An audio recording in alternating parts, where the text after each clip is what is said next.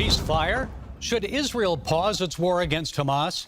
Here's what Israeli Prime Minister Bibi Netanyahu had to say about that.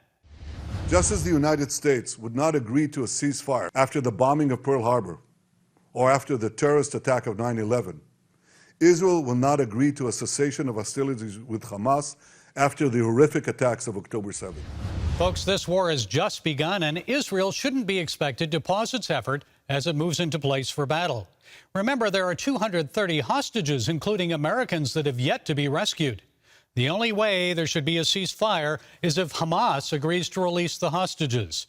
I grieve for the thousands who've lost their lives on both sides and pray there will not be thousands more.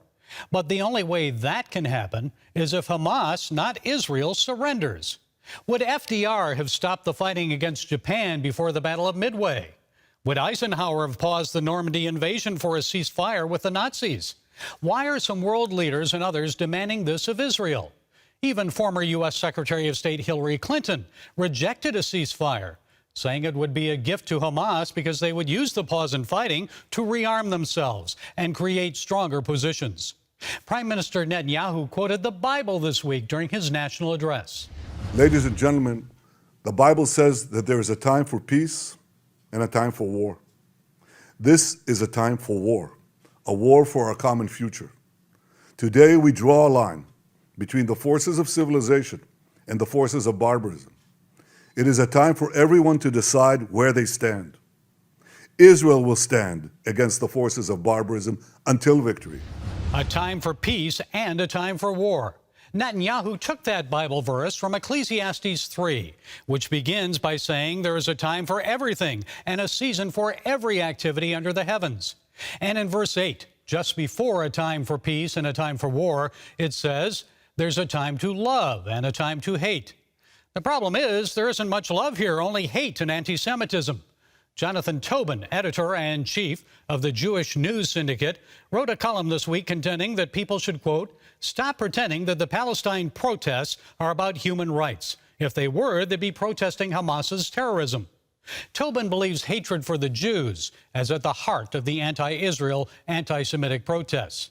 I agree with Tobin, but I'd take it one step further. Folks, what's going on here is hatred for God. The Jewish people are God's chosen, his elect. The people of the covenant he made with Abraham, passed down to Isaac, Jacob, and you and me through the blood and sacrifice of the Lamb, Jesus Christ. Deep down, Jew hatred is God and Christian hatred, hatred for the people of Yahweh. FBI Director Christopher Wray says anti-Semitism in the U.S. has now reached a historical level. It was on full display this week in Washington, D.C., when one motorist blocked a bicycle lane, endangering the safety of a bicyclist and her child. All I'm asking you to do is move out of the bike lane. I don't care what you're asking. I don't got to comply with you. No, of course not. But that's just the law. So go around.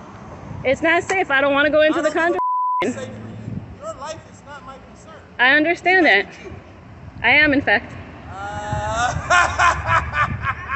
I knew it. I knew it. I knew it. I knew it. I knew you was a Jew. You people are the devil. Now we're going. I knew it. You are the devil. Now we're going, hey, bro, get the Karen, bro. She is trash. This is why you're doing this, because you think you are tight.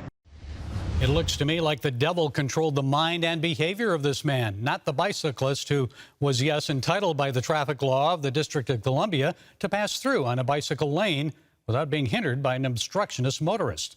This woman's faith had no relevance in this traffic dispute. Why was that even an issue? And whatever happened to love your neighbor? Neither person was willing to give an inch. You see, selfish pride breeds selfish pride and bigotry, doesn't it? I think if it were me, I would have waited for the traffic to clear, gone around the car, and continued on my way after smiling and telling the stubborn motorist to have a good day. Folks, what we need are cooler heads, focusing on love for our neighbor despite our differences. Yes, there is a time for peace and a time for war, but also a time for love instead of hate. Well, that's it today from the Global Lane. Be sure to follow us on the CBN News and NRB channels, YouTube, iTunes, Rumble, and now Xfinity Channel 1086 in Houston. And until next time, be blessed.